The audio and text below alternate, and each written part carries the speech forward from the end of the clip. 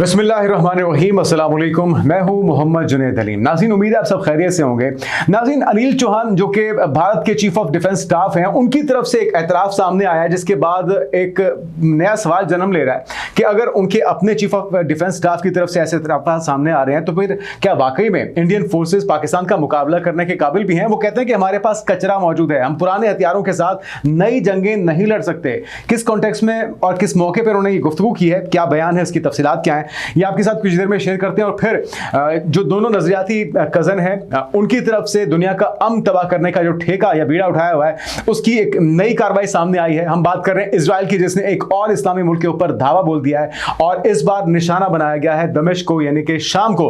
और वो शामी हुकूमत जो कि अभी बनाई गई है रिजीम चेंज के बाद, बशर अल असद की हुकूमत को गिराने के बाद, आखिर ऐसा क्या हुआ है कि अपने ही बनाई हुई हुकूमत के ऊपर धावा बोल दिया गया है।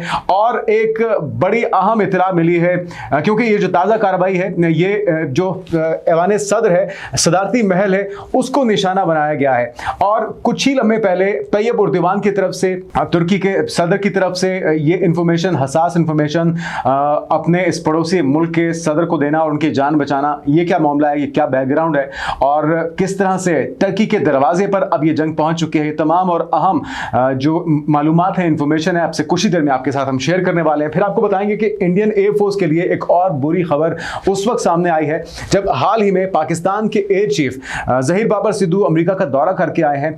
और अब यह कहा जा रहा है, इंडियन मीडिया खुद ये वावेला कर रहा है और वहां पे रोना धोना शुरू हो चुका है कि अब अमेरिका से भारत को F-35 नहीं मिलने जा रहे। इसकी वजह क्या है और इसका लिंक किस तरह से जोड़ा जा रहा है पाकिस्तानी एयर चीफ के दौरे अमेरिका के साथ, ये भी आपको बताएंगे। फिर पाकिस्तान एयरलाइन यानी कि PIA के लिए एक अच्छी खबर सामने आई है, एक ठंडी हवा का झोंका सामने आया है।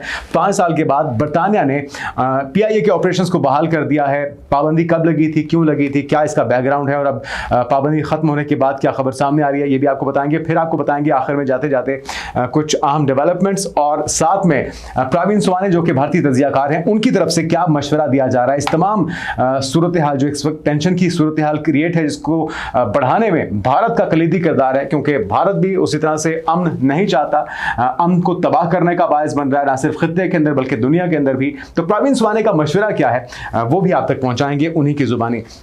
तो एक एक करके नाज़रीन ये अहम खबरें आपके साथ शेयर करते हैं। सबसे बड़ी जो खबर है इस वक्त की, जो कि हर तरफ मीडिया पे, मेन स्ट्रीम मीडिया पे भी और सोशल मीडिया पे भी आपको दिखाई दे रही है, वो ताज़ा अटैक्स हैं जिसके अंदर मुख्तलिफ विजुअल्स सामने आ रहे हैं। जिस वक्त जहाँ पे इजराइल की तरफ ताज़ा कार्रवाई की गई है, शाम को दमिश्क को यानी कि दमिश्क को निशाना बनाया गया है, उनकी कैपिटल को, और उसके अंदर एक तो मिलिट्री हेडक्वार्टर को निशाना बनाया गया और फिर उसके कुछ ही घंटों के बाद सदारती महल को निशाना बनाया गया है। वो सदारती महल जहाँ पे उनके अपने लाए हुए मोहम्मद बिन जिलानी यानी कि शामी सदर अहमद अल शरा मौजूद थे। और सवालात फिर ये जन्म लेने लग गए कि आखिर ऐसा क्या हो गया है कि अपने ही लाए हुए बंदे को या एक ऐसी डमी हुकूमत जिसको खुद ही क्रिएट किया गया है, उसको मारने के दर पे आखिर इजराइल क्यों आ चुका है। एक तो वैसे भी ये उनका तरीका वारदात है, ग्रेटर इजराइल को पाए तकमील तक पहुंचाने के लिए उन्होंने एक एक करके सबको निशाना तो बनाना है, लेकिन ये तो ताज़ा कार्रवाई है नाज़रीन, इसका एक पीछे बैकग्राउंड है। एक दरोजा कम्युनिटी है नाज़रीन जो कि प्रॉक्सी के तौर पे इस्तेमाल करता है इजराइल उसको मुख्तलिफ ममालिक के खिलाफ, और वो उसकी एक बड़ी तादाद शाम के अंदर मुकीम है और अल सुवेदा के इलाके में मुकीम है। गुलान की पहाड़ियों के ऊपर भी 20,000 से ज़्यादा उनकी कम्युनिटी के लोग वहाँ पे पाए जाते हैं। और आपके इल्म है कि जब शाम के ऊपर धावा बोला गया था तो एक बड़ी हिस्सा जो है गुलान की पहाड़ियों का, उसको भी और ख़ुद शामी इलाके को भी इजराइल ने अपने कब्जे में ले लिया था।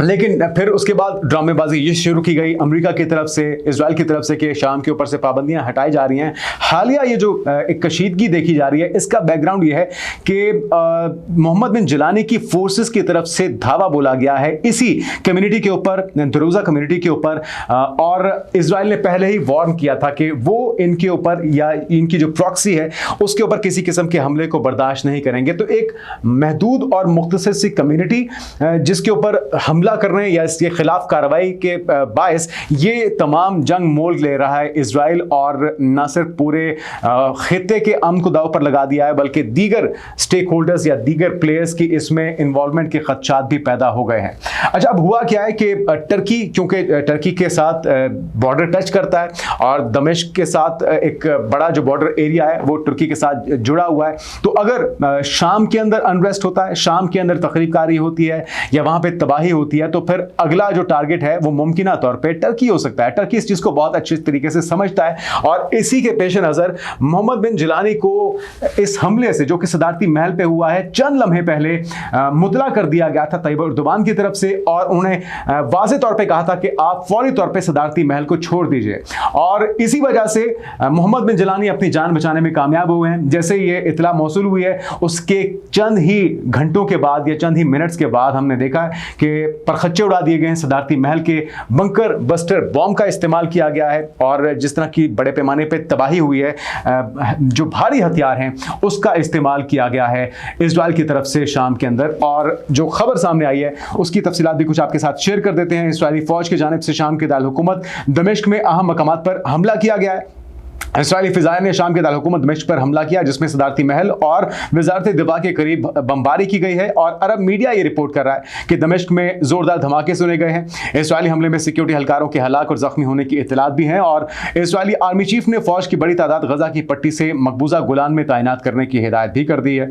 और मकबूजा गुलान का इलाका इसराइल ने 1967 में शाम से 6 रोज़ा जंग में हथिया लिया था, और इससे पहले इसराइली वज़ीर दिफा ने जो दरोजा पर हमलावर शामी फौज है उससे फौरी तौर पर सवेदा से इनखला का मुतालबा कर दिया है। तो ये वो नाज़रीन बुनियादी तौर पे खबर रिपोर्ट हो रही है कि दरोजा के अंदर शामी फोर्सेस की जो कार्रवाई है उसके ऊपर आग बगोला हो चुका है। नेतन्याहू और इजराइल और उनकी तरफ से वार्निंग दी गई थी कि अगर आपने इस कम्युनिटी के ऊपर यानी कि दरोजा कम्युनिटी के ऊपर हमला किया तो फिर हम किसी किस्म की कोई रियायत नहीं बरतेंगे। और हमने देखा है कि अपनी ही लाई हुई हुकूमत के ऊपर सिर्फ इस एक कम्युनिटी के ऊपर कार्रवाई के खिलाफ धावा बोल दिया गया है, जिसकी वजह से अब खतरे की घंटी बज चुकी है।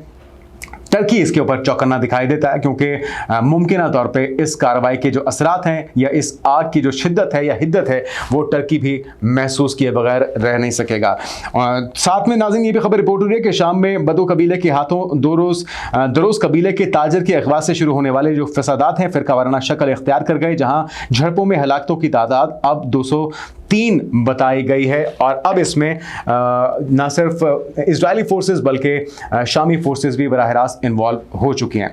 आगे बढ़ते हैं, उम्मीद करते हैं कि आग मजीद फैलने से रोक ली जाएगी और इसमें मसालियत का जो मामला है, जो रास्ता है वो अपनाया जाएगा, क्योंकि पहले ही अमेरिका की तरफ से कोशिश की जा रही है कि फ़लस्तीन के खिलाफ जो जंग है उसे भी रोका जाए, लेकिन इजराइल है कि बाज नहीं आ रहा और नए पर नए महाज खोलने का सिलसिला उसकी तरफ से जारी है। अब आते हैं नाज़रीन उस बुरी खबर की तरफ जिसका इर्तिकाब किया है खुद जनरल अनिल चौहान ने। वो कहते हैं कि जी हमारे पास स्क्रैप मौजूद है, कूड़ा कबाड़ हमारे पास है और इस कचरे के साथ हम नई जंगें नहीं लड़ सकते।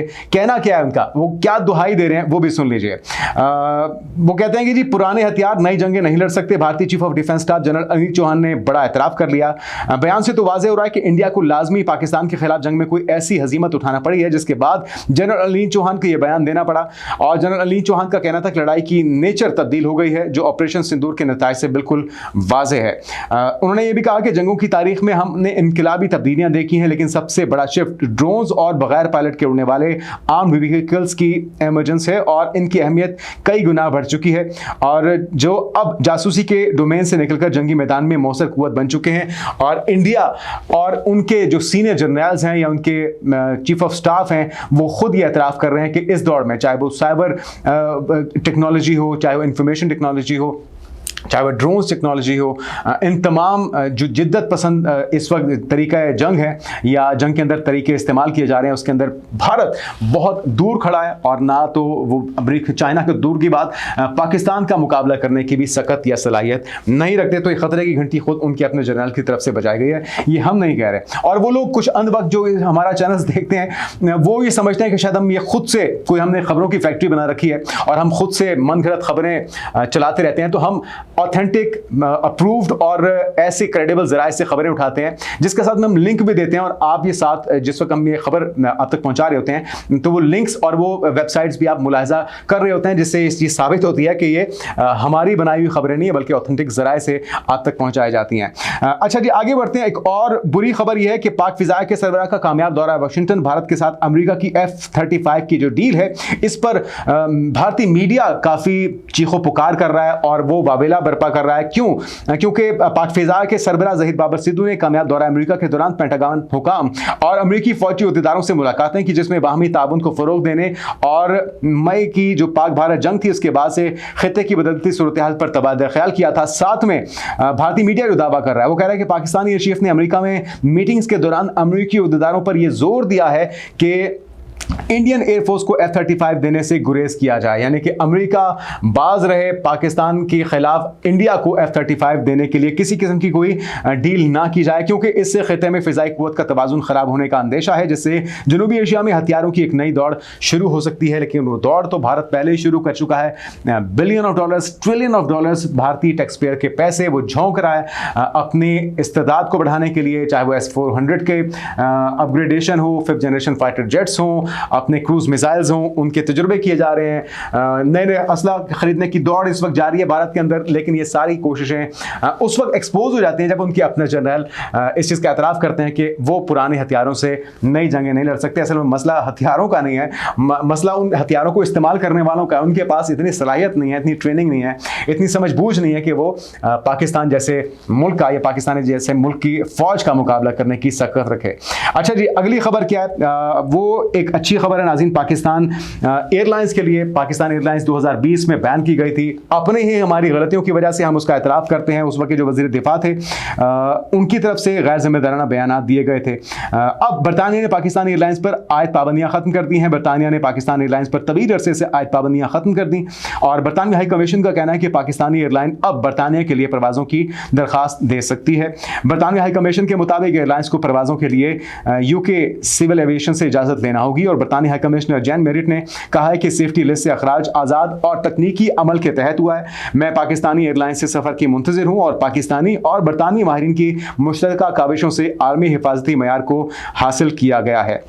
आपको याद होगा कि 2020 में बरतानिया और यूरोप के लिए पाकिस्तानी परवाज़ों पर पाबंदी आयद की गई थी और ये जो मामला हुआ था कराची में PIA के तैयारी को पेश आने वाले हादसे के बाद, उस वक्त के हवाबाजी के वजीर जो थे उन्होंने पार्लियामेंट को बताया था कि हमारे मुल्क में एक इंतहाई कमर्शियल पायलट्स के पास बोगस डिग्रियाँ हैं, जिसकी वजह से उन्होंने सारे जितने भी पाकिस्तान के ऑथेंटिक पायलट्स भी थे उनकी क्रेडिबिलिटी पर, उनकी डिग्री पर सवालात उठा दिए थे, जो कि इंतहाई गैर जिम्मेदाराना बयान था। उम्मीद करते हैं कि ये जो एक रिलीफ मिला है, एक ठंडी हवा का झोंका है, इस पर न सिर्फ अपनी सर्विसेज को बेहतर बनाया जाए पाकिस्तान एयरलाइंस की तरफ से, PIA की तरफ से, बल्कि उस लेगेसी को जो कि आज तक पाकिस्तान के पास मौजूद है कि लंदन से पाकिस्तान का तेज़ तरीन सफ़र जो है लगभग 550 सवा 500 किलोमीटर फी घंटा की रफ्तार से पाकिस्तान एयरलाइंस ने, PIA ने ये रिकॉर्ड बनाया था, जिसको आज तक दुनिया की कोई एयरलाइन अबूर नहीं कर सकी।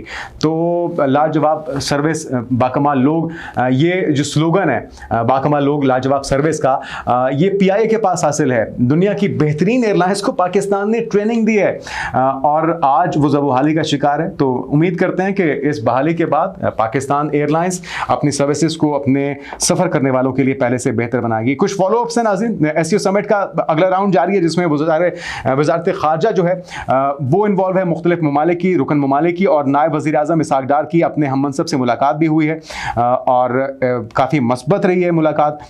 अच्छा जी नाज़रीन, कुछ फॉलोअप्स हैं। एक तो SCO समिट का अगला राउंड चल रहा है, जिसमें वज़ीर ख़ारजा इसहाक डार भी पहुंचे हुए हैं और उनकी अपने चीनी हममनसब से मुलाकात हुई है, जिसमें CPEC और दो तरफ़ा ताउन पर तबादला ख्याल किया गया है।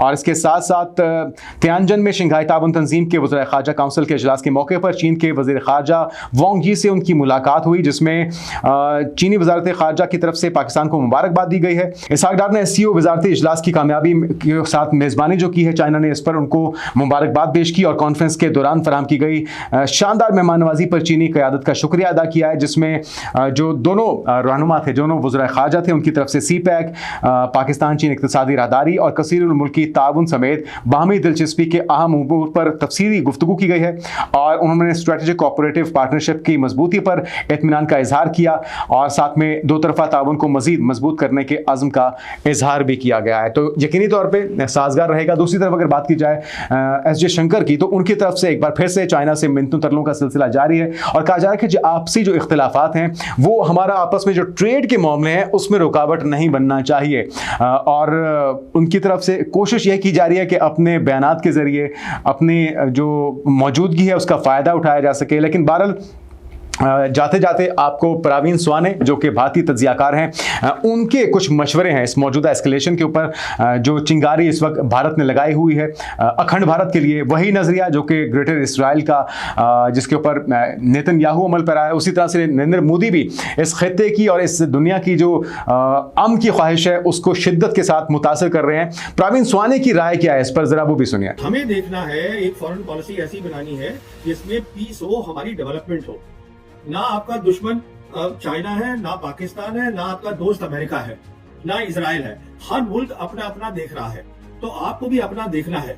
अगर आप आज बात शुरू कर देंगे पाकिस्तान के साथ, वो बार बार आपसे कह रहे हैं कि मेरे से बात करिए आप पानी के ऊपर, ट्रेड के ऊपर और कश्मीर के ऊपर, तो आप बात तो करिए। अब आप कश्मीर में तो बात ही नहीं करना चाहते हैं बिल्कुल। अब आप कहते हैं सब कुछ नॉर्मल हो गया, आप प्लीज जाइएगा वहां पर कश्मीर में, पता करिए खुद क्या सब कुछ नॉर्मल हो गया। होता तो वहां से आप फौज निकाल लेते, वो आप निकाल नहीं पाए आज तक। कहने का मतलब यह है आशुतोष जी कि दुश्मन कोई नहीं होता कि चीन उसकी मदद कर रहा है, इसकी कर रहा है। वो तो शी जिनपिंग आए थे यहाँ पर अक्टूबर 2019 में, प्राइम मिनिस्टर मोदी को मिले थे महाबलीपुरम चेन्नई में। तब उन्होंने कहा था हमें ट्रायंगुलर पीस करनी चाहिए जिसमें चीन भी हो, पाकिस्तान भी हो और हिंदुस्तान भी हो, जिससे कि इस पूरे एरिया का डेवलपमेंट हो। वो आप करना नहीं चाहते हैं क्योंकि आप ये दिखाना चाहते हैं आप बहुत ताकतवर हैं। अब सवाल ये, अच्छी बात है ताकतवर बनना, पर पहले बन तो लीजिए। दिक्कत ये है, वो ये कह रहे हैं कि आप हमसे कश्मीर में बात करिए। आप भी जानते हैं 2007 और 2008 में जब मुशर्रफ थे वहां पर रूलर और यहाँ पे थे हमारे मनमोहन सिंह जी, उस समय पूरा उनका प्लान बन चुका था पीस का। वो 4 पॉइंट फॉर्मूला है उसका, और उन दिनों कोई आतंकवादी नहीं हो रहे थे हमले। नहीं जी, अच्छी बात है ताकतवर बनना, लेकिन पहले बन तो लीजिए। हम भी यही मशवरा दे रहे हैं और भारत के समझ बूझ रखने वाले लोग भी यही मशवरा दे रहे हैं। पाकिस्तान बात करना चाहता है बराबरी की बुनियाद पे, उसूलों की बुनियाद पे। आप हमारा पानी रोकेंगे, आप हम पे बॉम्ब बरसाएंगे और बदले में तवक्को करेंगे हम आपके ऊपर फूल बरसाएंगे, तो ऐसा तो मुमकिन नहीं है। यही रविश आपकी चाइना के साथ है, यही भारत के साथ है, यही चारों तरफ है, चाहे वो नेपाल हो, भूटान हो, बांग्लादेश हो या इवन ईरान हो। ईरान के अंदर भी आपने जासूसी कराई अभी हालिया, और इस उम्मीद के बावजूद कि ईरान आपके ऊपर ट्रस्ट करता था, आपने उनकी पीठ में छुरा घोंपा है। तो इस रविश को बदलना होगा और इन मशवरों पे अमल कर लीजिए। अगर आपको लगता है कि हम आपके दुश्मन हैं, आपके अंदर भी ऐसे बैठे लोग हैं जो आपको भारत की तरक्की का, इस खित्ते की तरक्की का और इस दुनिया के अमन का फॉर्मूला बता रहे हैं, अमल करना मोदी सरकार का काम है। आने वाले दिनों की अपडेट से आपको आगाह करते रहेंगे। अब तक के लिए इतना ही, इजाजत दीजिए। अल्लाह हाफिज़।